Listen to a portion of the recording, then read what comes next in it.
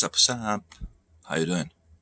This time I have one, let's say, simple but nice Onkyo stereo cassette tape deck. I believe it's TA-R200, right? Yeah. It doesn't look good as it sounds. Let's say it like that. I mean, if you just put a liquid LED and digital counter, this deck would be a class up. But hey, let's say it's still very good cassette deck. I believe this was some kind of basic model, but every time you see HX Pro and the bias knob on some, let's say, simple deck, that's a good sign. And I tested this one, it's working just fine. You can play tapes, you can even record tapes. The better the tape, the better the sound. It doesn't have too much functions. One of the cool function is quick auto reverse, which means that at the end of the tape, right, the tape needs to, the side needs to end. This cassette deck will not wait to see this transparent thing till the end. As soon as the brownish part of the tape is gone, the deck will start the auto reverse function. It will switch the side, which is good. I mean, if you taped before mixed DJ mixes, you know that DJ mix will end up after 30 or 45 minutes, and then you have to wait like for 5-6 seconds before the DJ mix continues again. But with this auto reverse, quick auto reverse, it only takes a half of the second. I mean, the music will drop for only half of the second. Nice. You can let it go on auto reverse mode, so it will loop the cassette. I said it has Dolby B and C. And record level knobs plus the bias function. And the basic, I mean, it's weird. I would never, it's kind of weird. Look at this. This is reverse side, this is the other side, this is rewind and fast forward. But somehow they put it, I don't know. It's a weird combination. So this is fast forward. And this is play.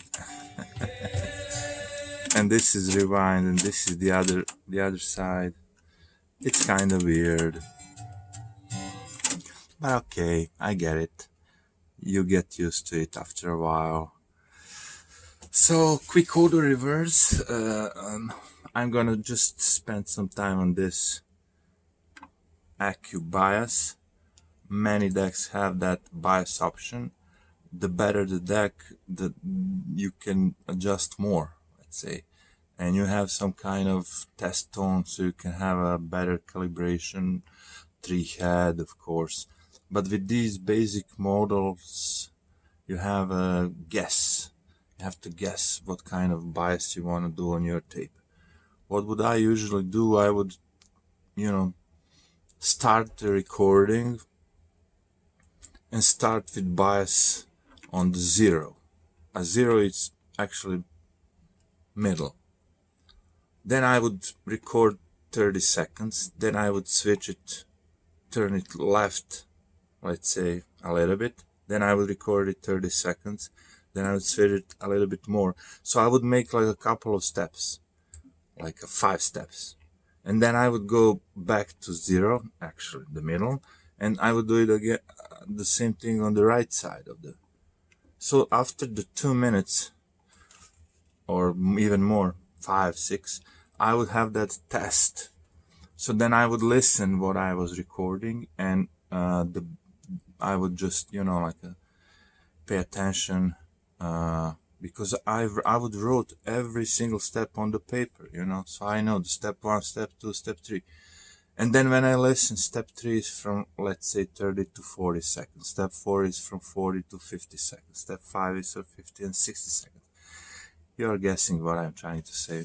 You would choose the best sounding part of the tape, and then you would adjust your bias on that. It sounds very complicated, but it's not. Like when you have this Sony basic normal tape, the bias will never go right.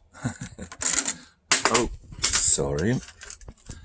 It's gonna go always left, because it's a basic Sony tape, you know. If you have Maxell XL2 or TDK SA, you would maybe leave it in the middle, or maybe go on the right. That would bring you the best sound results. So when you get used to the kind of tape you have, you can adjust it, just moving it a little bit left or right. You don't have to do a lot. But, you know, when you buy a more expensive cassette deck, then you have that option. Even when you have 3-head cassette deck, you can just easily press monitor tape, monitor tape, and listen to the sound and adjust it while you're listening to it, you know.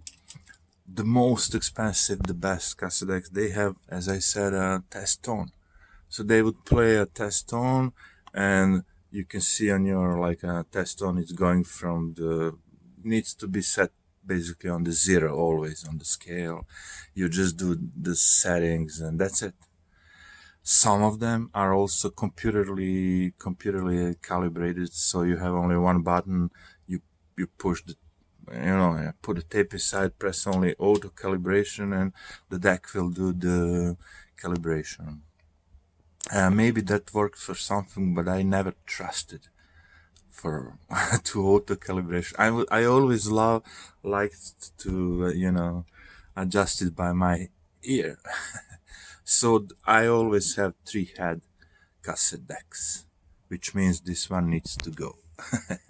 And this deck will probably go to some person who already have a bunch of cassette tapes, and he or she would like to transfer that music to MP3 collection or whatever, FLAC. I don't care, but this is very simple and good deck for that occasion. If you have like a bunch of old cassette tapes and you like to transfer all that to MP3, this is a perfect deck. Why I'm saying that? Because it also had holes for a azimuth adjustment. So you put your screwdriver inside and wiggle it a little bit left or right, and you will adjust the sound of your tape accordingly to the deck that was recording it. So yeah, when I was younger, I used a lot of screwdriver, and when I see the cassette deck that already have holes like this, I was very happy, because otherwise you would have to take the cover of the tape off every time you wanted to adjust the azimuth. Luckily, if you are an Akamichi Dragon owner or some other cassette decks, they would do it automatically for you. That's a nice, really nice option to have on your cassette deck. Automatic calibration, or to have it as a knob, you know. Nakamichi, he was good. He was, that company was really something. But hey, old times. Okay, that would be all for this review. Onkyo, old vintage single cassette deck with Dolby BC HX Pro and bias knob. Nice. Yeah. See you next time.